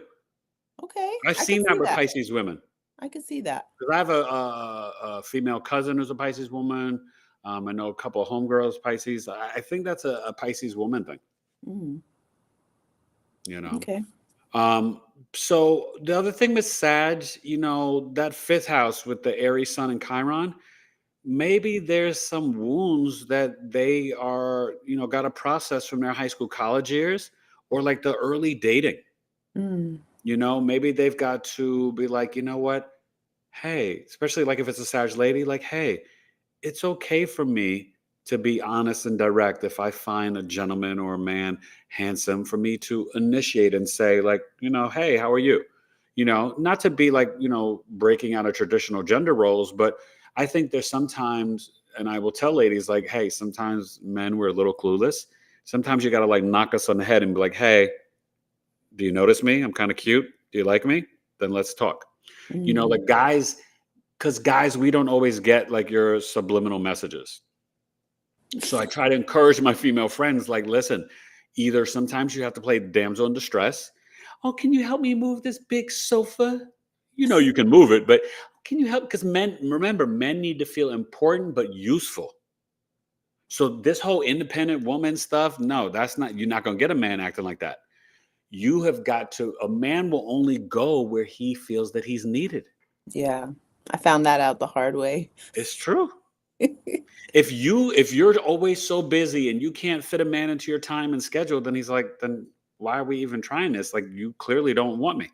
Hmm. Women have got to learn how to be like, it's fine that you can handle everything and do everything, but you gotta limit that to an extent to make room for a man. Mm. Because if not, the next girl would be like, "Oh, come, I'll cook for you, and you can come over here, and you could like, move my sofa and paint my tree house for my kid, like, and the guy would be like, okay, because men want to feel like a woman needs them, Mm. and sometimes it's emotional, sometimes it's physical, but it's definitely so. Sagittarius, there may be some opportunities to initiate and heal that old wounding from the dating years Mm. or even things around your children, Hmm. Sag rising, you know? or any older siblings, you know? So I think that this is an interesting time. And with all that Pisces stuff in the fourth house and the Virgo South Node, they may need to focus on their home life. Not like quit their career or their job, but they may need to pay a little bit more attention on spiritually what's going on in the home. Are they disciplining their children? Are they workaholics and working too much, right? Virgo 10th house. Sag risings can forget about their children at home. Mm. And then it's a Pisces party at home where it's just like, oh my God, it's confusing. There's no boundaries. My kids are just running all over the place. Sag risings have got to like focus on their kids at home. Mm. I noticed that with a lot of Sag rising mothers, they don't have the, you know, they will have the discipline when they want it, but there's a lot of like the kids that are kind of like home alone doing whatever. Mm. Does that make sense? Mm-hmm. Yeah. So Capricorn, Yay. that's the Taylor twins. So Capricorn risings, wow. So where is Libra? So Fourth? Libra is in the 10th. Okay. So the full moon, and they've been dealing with a lot, right? The cardinal signs, but a lot with, you got Mars and Cancer in the 7th, the Aries sun in the 4th house, and that Libra full moon in the 10th. So there's something in public, in the workplace, or with their dads that they are either needing more fairness and peace and harmony and balance, or something's coming to an end. Maybe at work with their boss, where maybe they're like, you know what, I got to stop, excuse my French, right? Pussyfooting around. And I got to like, you know, I got to use that Aries 4th house and like take what I've learning at home and be like, you know what, I need a little promotion at work. Things are out of balance here. I'm here at work 7 a.m. to 6 p.m. and I haven't gotten a raise in 3 years. Speak on it, Capricorn risings. Mm-hmm. Okay, for real. Like, I mean, you know what I mean? Like, because I think also with that Pisces 3rd house, they got to have boundaries with their siblings and cousins and neighbors. Right? They've got to be like, you know what? I want this relationship to work, but like, you're like always in my space. You never listen to my point of view, my side, right? Mercury, North Node, Venus, Saturn. They've got to like find some structure and be more, if they do any business, be more spiritual and creative and use your imagination on social media. Mm. Mm.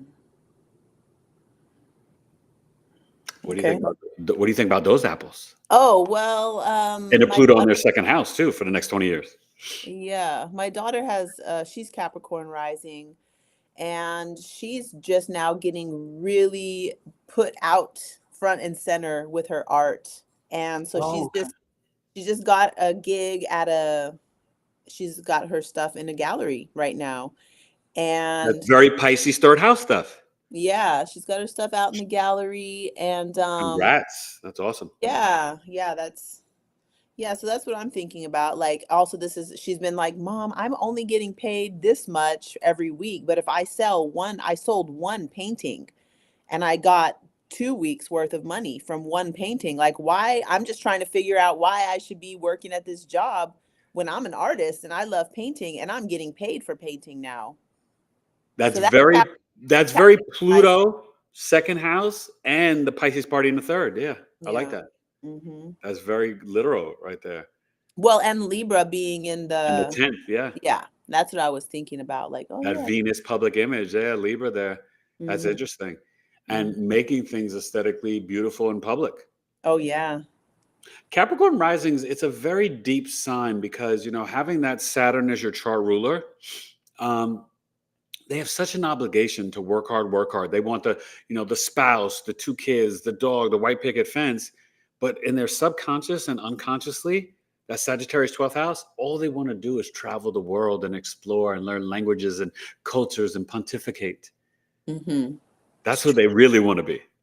True. You know what I mean? But they feel obligated, like I've got to do things in this 3D matrix. Mm-hmm. So it's an interesting ascendant. Mm-hmm. Does she have dark eyes? Yeah, they're very And dark. Capricorn risings, they have like these like, They're black. You don't yeah, see they're her very pupils. dark, like their eyes and like their they're old souls in a way, I think. Mm-hmm. Yeah. So I'm trying to think, is there anything else with Cap risings? Um, well, the Aries sun in the fourth house. Mm-hmm. And Chiron, oh baby, I'm so sorry. She's probably not gonna watch this, but she was asking me to come out because she wants to show me her art is at the local bank in Washington. She's got this all like 20 pieces of art hanging in the art gallery. And I was on my way. I was gonna go because my son was moving, which is part of my fifth house, Virgo in my Uh-huh. fifth house. This Yeah. boy back to his dad's. And I had this whole trip planned and she's gonna show me. Oh, And then she's in the state of Washington. yeah, and Okay. now I'm like, I don't think I'm gonna go, and she's crushed, and so she's got Oh, that the sun Chiron Chiron, in like her. it's hurting her I am energy. Oh, Yeah, yeah. So she's like, "Oh, I was keeping this big secret and I wanted to she's just now coming out with a secret that she was waiting for me to see in person for the last 2 what is weeks." it? A picture of you? No, Oh. it's just that the fact that she's got her art displayed in this gallery. And so she was Oh. keeping that part the secret. And I know she's You hurt. can't make it at all? Well, what I'm thinking of is flying now because I was going Okay. to drive all the way, which is like 2.5 days of a drive, and the gas Oh, yeah. prices That's a are lot. super high going up north. And it was to move my son, and now he's not moving. So I'm like, it's not quite worth it because we were going to put his stuff in the van and drive up. But now Okay, yeah. I don't really see, you Yeah, know, I've heard about that van. Julie's told me about your van. That is pretty it's cool. so cool and it's so fun to go take a trip. Yeah, so anyway, for people with Capricorn rising, I can imagine that there can be some tenderness happening with your mother, with your what you consider to be home because you've got that sun Chiron going in the fourth house and Chiron's Yeah. been in your fourth house for a while now. So, Yeah, I wonder how that will play out for my boys. That's interesting. Yeah. mhm, So Aquarius, yes. they got Pluto on the ascendant for 20 years. God bless them. Yeah. I got a good buddy who's an Aquarius rising. Kind of not always so into astrology, but like he'll watch a video if I send it to him. But it's like the Pisces party in the second, the Aries Sun and Chiron in the third, and then in the ninth that Libra moon. And I wonder if something is being illuminated and coming to an end around their education or their beliefs, Mm, their higher wisdom and knowledge. mhm, And maybe I think for Aquarius risings with Pluto on the ascendant, this is a time where maybe they're going to expand their consciousness and consider esoteric and occult knowledge, or consider that this belief system was no longer bringing me harmony and peace. mhm, Things are not fair or mhm, just. You know what I mean? I wonder, and I think about the young college students with Pluto and Aquarius, if they're Aquarius rising, and then having this full moon in their ninth house. I wonder if there's, maybe, switching schools, transferring. That Aries third house, you know, maybe something being illuminated in their I am energy with their, remember the third house is also the adult relationship with mom. So you have opportunities where maybe they are moving away from home, or trying to heal some wounding with their siblings and the mom dynamic. mm, Aquarius risings, this is a deep time for them. Having that's a long transit on your ascendant. I think for all the fixed signs, right? You in the 10th, me in the 4th, the Leo risings in the 7th, and the Aquarius on their ascendant. Pluto, 20 years. It's a lot. Like and I just honestly, I don't know what to expect. I really don't. The other day, I was wondering. I was going to ask you that. I was having like this random foot pain, and but it could be feet are right there with the ankle, calf, shin, Achilles. So I think Pluto Aquarius. I wonder. I'm like, is it the Pluto Aquarius that I'm having these foot issues? mhm, Maybe it's from the ankle. I don't know. But like, I was wondering, like, what will the Pluto do in my fourth house for 20 years? You know what I mean? mhm, And for you in the 10th house, and for Aquarius risings, I think that there's a lot about their values in speech where they may need to start to really practice what they're preaching about their spiritual discipline. Mhm. about their relationships, about being more compassionate and empathetic in their speech. Mm. Well, I think Aquarius rising is going to be at the forefront of creating grassroots projects that Mm. help us to revolutionize how we've been doing things as we're moving into small systems and out of the big corporate systems. I think Yeah. Aquarius rising is going to have a big part to play. Big role in that. Yeah, Mhm. I like that. And yeah, because also that Jupiter Gemini in the fifth, this is the time for Aquarius risings to launch their astrology jewelry line, to launch their esoteric, Reiki business or astrology business, or to, like to, invest into crypto, or, get into a little day trading, or, do something like something on the stage, right? But remember, Aquarius risings, Mhm. if you're not planning on it, watch out. Jupiter transiting your fifth house can bring pregnancies Yeah. or I a like it. dating partner that could turn into a husband.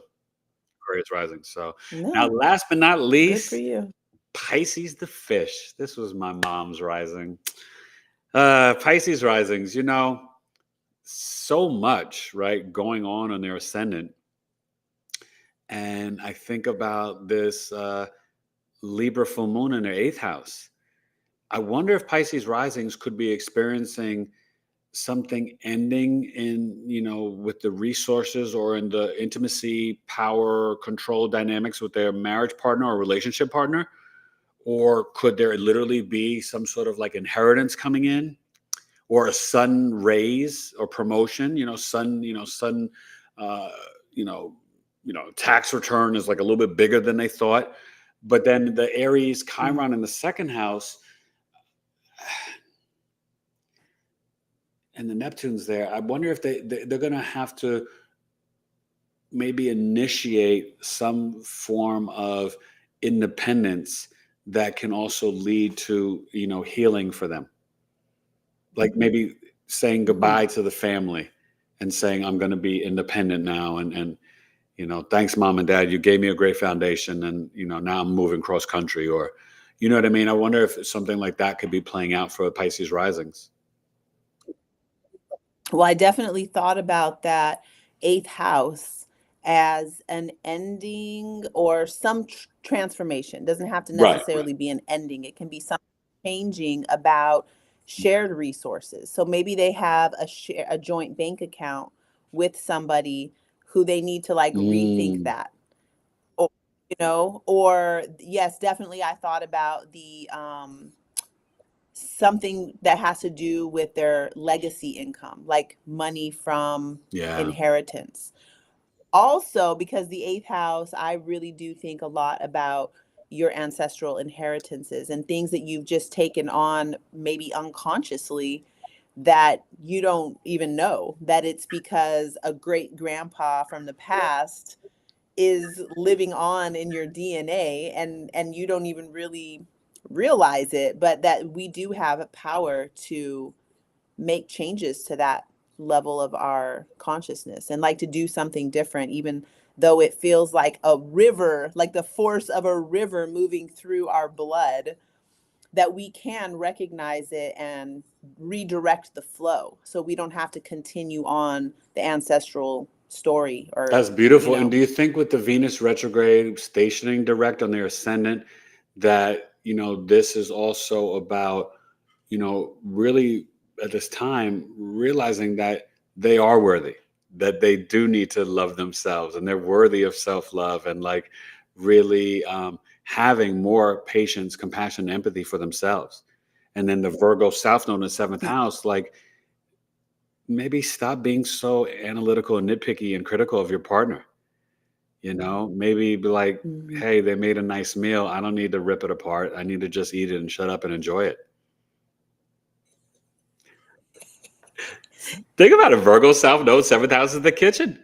The other half, So, Yeah. I think that there needs to be with the Pisces risings, and they're really great. But let's be honest, Pisces risings can be a little unrealistic and idealistic.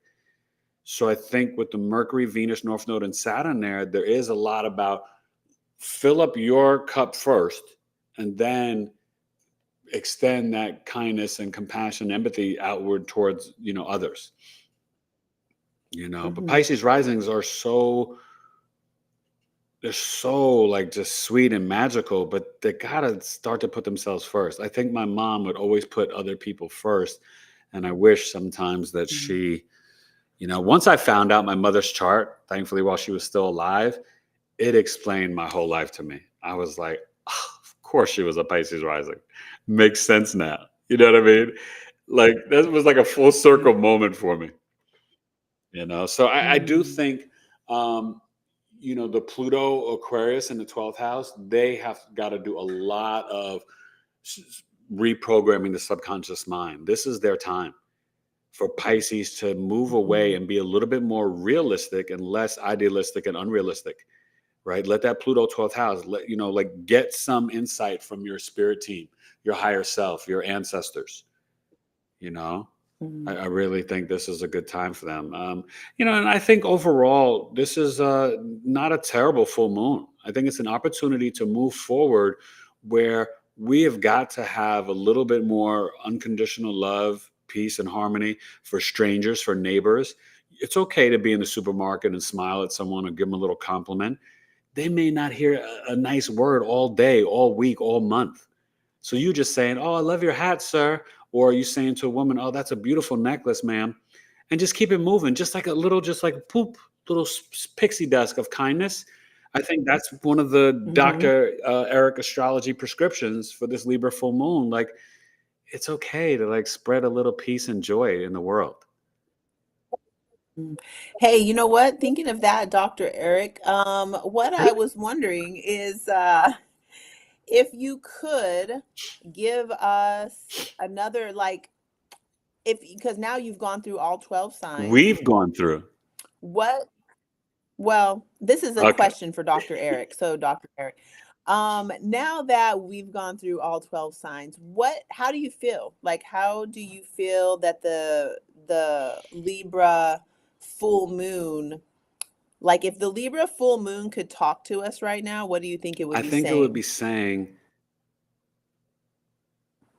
"We've got this, but find your inner voice and truth so that you can lead in a healthy way." We've put away the Aries North Node and Libra South Node. So to move forward, you've got to have the nutrition and physical health, but you've got to have the mental and spiritual health. Pisces North Node, Virgo South Node. So let this Libra full moon make you realize that you know you deserve to pour in your own cup, and you deserve the unconditional love, the self love, because that's going to be the roadmap of success to 2027. So this being the full moon, the first full moon of the new year and the real new year and the astrological new year, and closing up the chapters of the eclipses, we can no longer be passive aggressive. We can no longer be Mhm. victims. We can no longer be self-sacrificing. And I think of that Neptune Aries. I think of Venus Pisces. Like, we now have to walk in to the healthy I am energy, find our tribe, but within a group or a collective and within ourselves, we have to love ourselves enough to say, "I am worthy. I am Anjani. I am Eric. I am Alana. I am Gigi Empress, right? I am Danny Figueroa, whoever's watching, right? We need to walk in that and stand in it. And this Libra full moon, Mhm. it's closing up so many cycles and chapters that I find Libras have got to stop putting the other half first. It's okay to put Mhm. yourself first. So that's for the whole collective.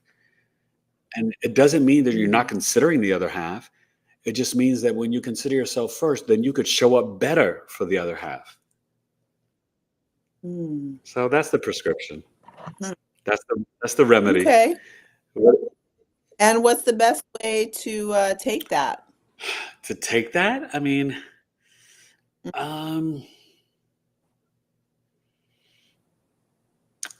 I think we have to have some. This is harder for the fire and air signs.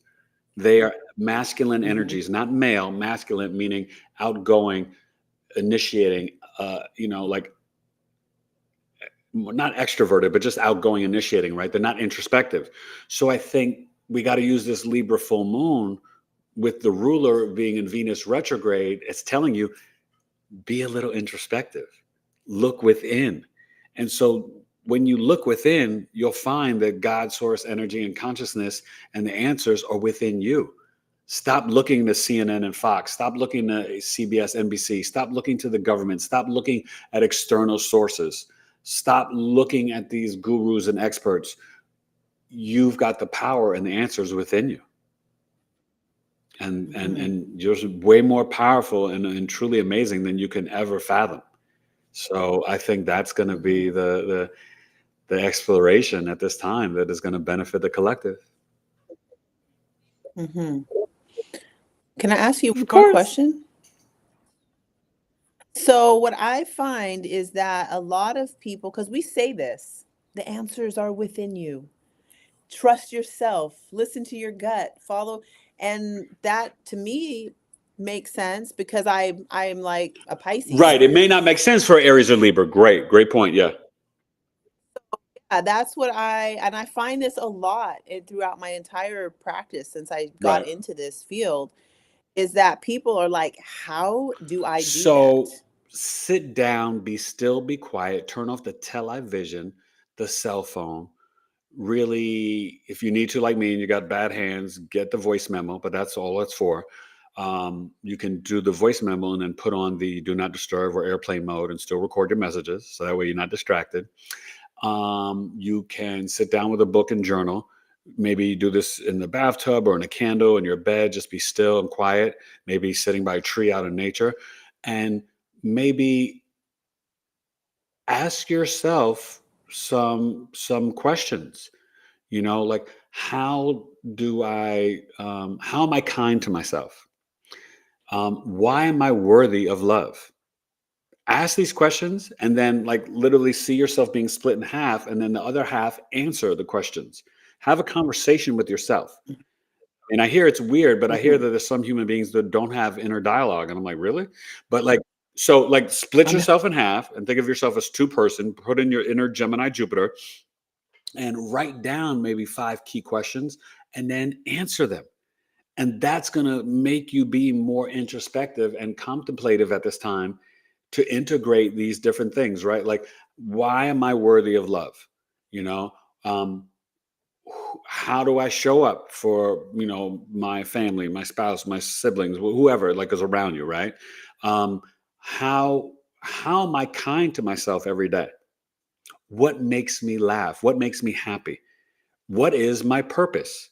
So if you can think of these 5 like type of questions or like this mental exploration and then you write it but then kind of move over, maybe actually change positions in your house or you're sitting or wherever you're at and then answer them, I think that would be a great way to kind of do this on Saturday during the day or Saturday evening to prepare yourself to experience and integrate this full moon. I would put your crystals out in your Mhm. moon water. You know what I mean? Especially since this is the first new moon, first full moon of the new year. Wife and I are going to do. We're going to put our crystals out, maybe even Saturday morning. And the moon water. Get a clear, mason jar and put that out and get some good, like real clean, pure water and put that out and talk to yourself. If you've never done this before, like this can be really cathartic and healing. And it's an opportunity to kind of heal that Chiron wound that is around our I am. A lot of us don't know how to initiate. A lot of us don't know how to properly assert ourselves. That's the Chiron moon in Aries at this time, closing up the chapter of the Aries North Node and Libra South Node.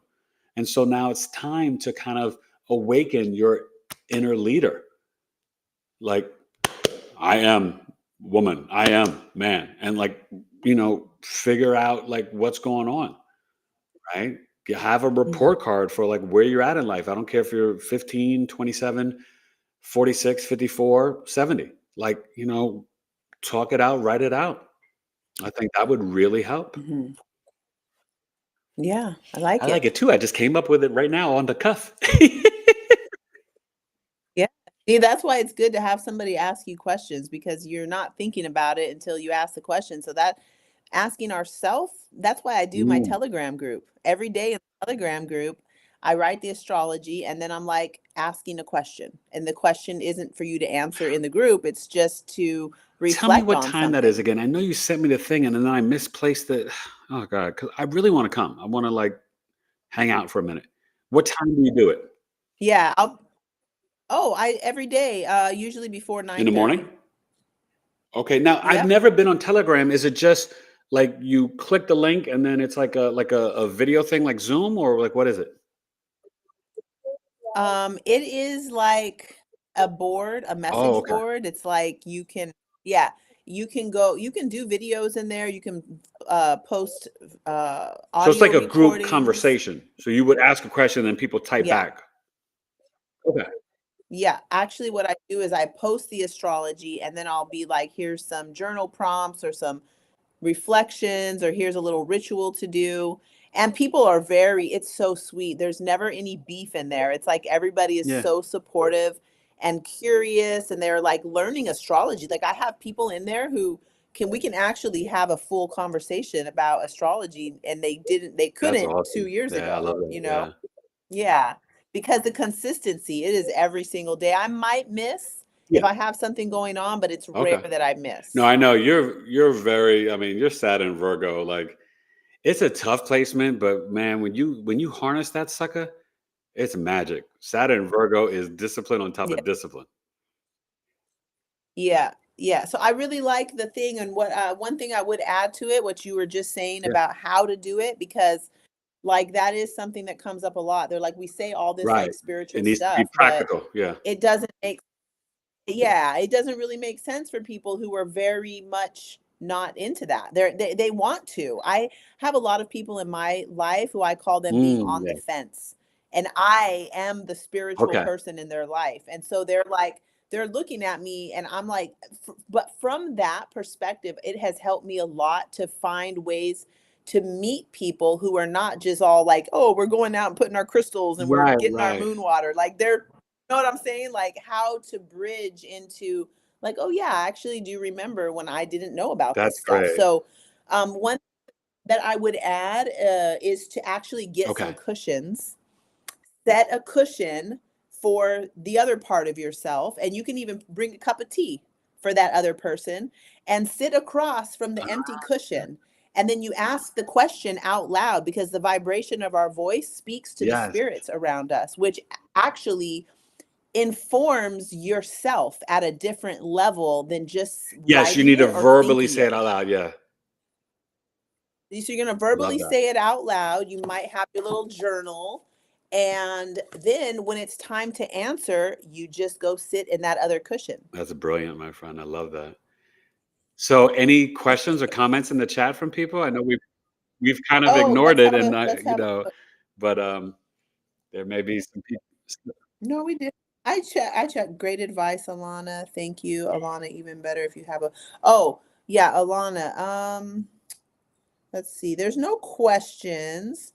Blessings and peace. Hey, This is Teresa Teresa Miller. Miller.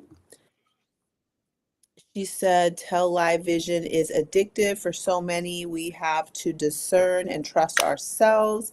Alana said, even better if you have a blue glass jar, you can write a message and place it Oh, under the jar. that's great. Yeah, that's it. I That's love all we it. got That's in good there though. today.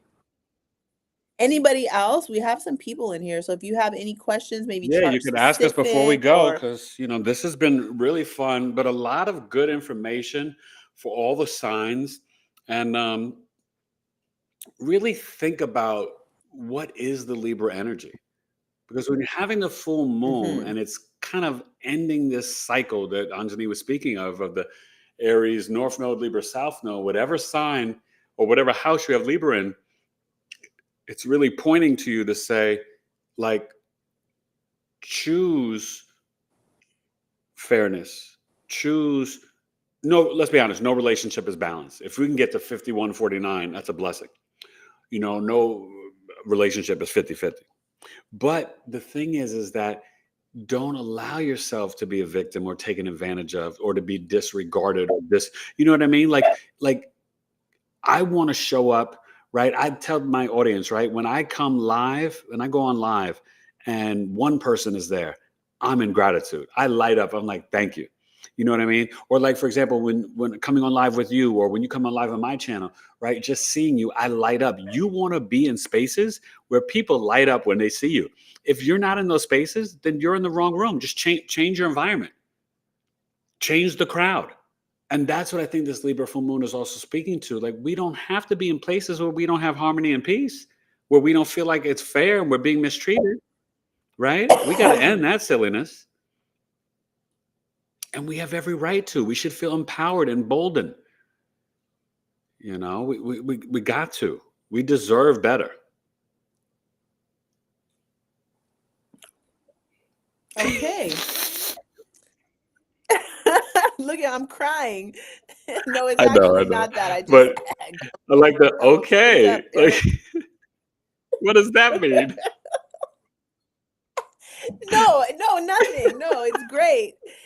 Yeah, I mean, okay, let me put Yeah. my little thing here at the end of what I've been really thinking about for this full moon has a lot to do with yeah, a finalization of everything that's been going on in Libra and the South Node being in Libra. It's been a long meditation on who am I in relation to you?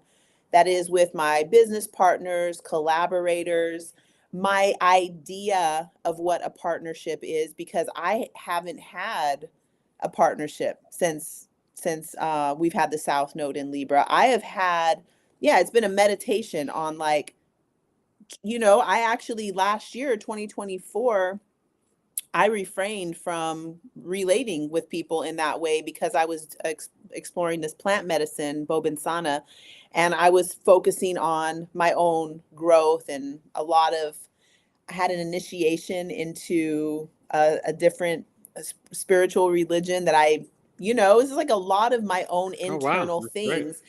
And yeah, so for me, looking at this full moon, it is like, okay, what did you learn from that eclipse season? What is the culmination and the fullness of what you've experienced and what you've gained from this practice of being a human in 2023, 2024? And the eclipse is cleaning out the Libra area Are of we your human? life. Well, whatever that means. But now that that's all been south noted and it's like a big flush has happened in that area, this full moon to me feels like we can make it be anything we want. That's the phrase that's been coming to my mind, especially now having this new opportunity for partnership come into my life so Mm, unexpectedly that I've been like, I don't feel burdened by my past. How do you say when you have like a past pattern of what right, relationships are? I don't right. feel that anymore. I'm like, oh, you're supposed to do this, I'm supposed to do this. Now it's like I feel very new in the Libra area of my life, and he stays up late. I go to bed a little earlier than him, but I'm like, you know what? I might be down to try staying up late and sleeping in a little bit so we can like do whatever cool fun stuff we're doing. And so yeah, there's like this like newness that's coming You need with to the repeat that a little louder finality. for Alana. She could stay up later.